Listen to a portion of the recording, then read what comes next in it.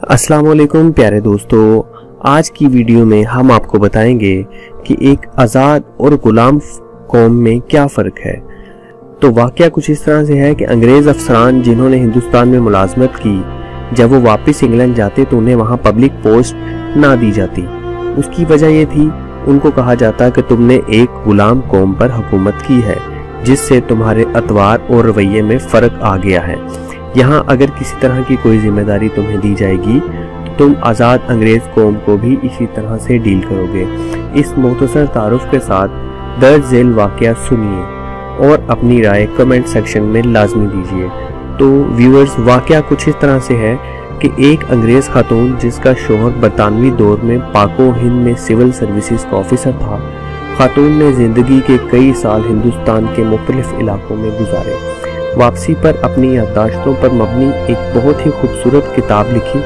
खातून ने लिखा है कि मेरा शोहर जब एक ज़िला का डिप्टी कमिश्नर था, उस वक्त मेरा बेटा तकरीबन 4 साल का और बेटी 1 साल की थी।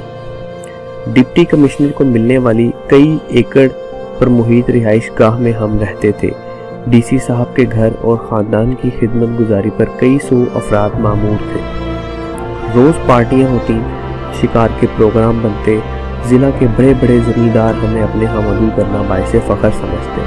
हमारे ठाठ ऐसे थे कि बरतानिया में मलका और शाही ख़ानदान को भी मुश्किल से ही मुयस्सर थे। ट्रेन के सफ़र के दौरान नवाबी ठाठ से आरास्ता एक आलीशान डब्बा डिप्टी कमिश्नर साहब की फैमिली के लिए मखसूस होता था। जब हम ट्रेन में सवार होते तो सफ़ेद लिबास में मलबूस ड्राइवर हमारे सामने आकर दोनों हाथ बांधकर खड़ा हो जाता और सफ़र के आगाज़ की इजाज़त तलब करता। इजाज़त मिलने पर ही ट्रेन चलना शुरू करती। एक बार ऐसा हुआ कि हम सफ़र के लिए ट्रेन में बैठे तो रवायत के मुताबिक ड्राइवर ने हाजिर होकर इजाज़त मांगी। इससे पहले कि मैं कुछ बोलती, मेरा बेटा जो अभी सिर्फ 4 साल का था, उसने चिल्लाते हुए ड्राइवर से कहा कि ट्रेन नहीं चलानी। ड्राइवर ने हुक्म बजा लाते हुए कहा कि जो हुक्म छोटे साहिब। कुछ देर बाद सूरत हाल ये थी कि स्टेशन मास्टर समेत पूरा अमला जमा होकर मेरे 4 साल के बेटे से दरख्वास्तें कर रहा था, लेकिन बेटा ट्रेन चलाने की इजाज़त देने को तैयार नहीं हुआ।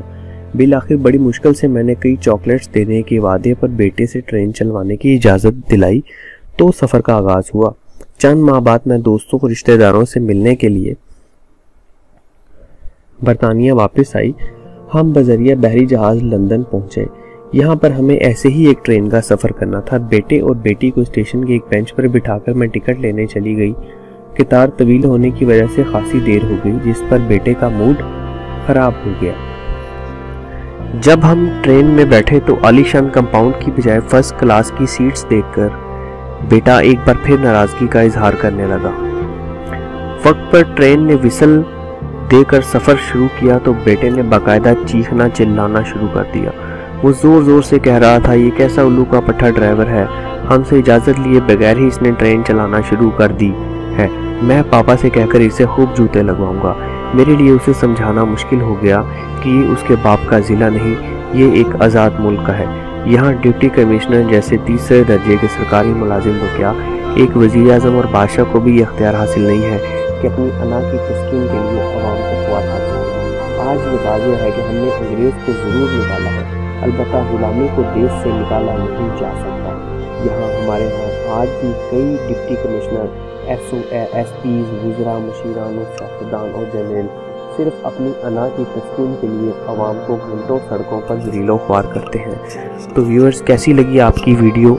मज़ीद ऐसी वीडियोस देखने के लिए बराए मेहरबानी हमारे चैनल को लाजमी सब्सक्राइब करें, क्योंकि वीडियो बनाने में बहुत मेहनत और टाइम दरकार होता है। शुक्रिया।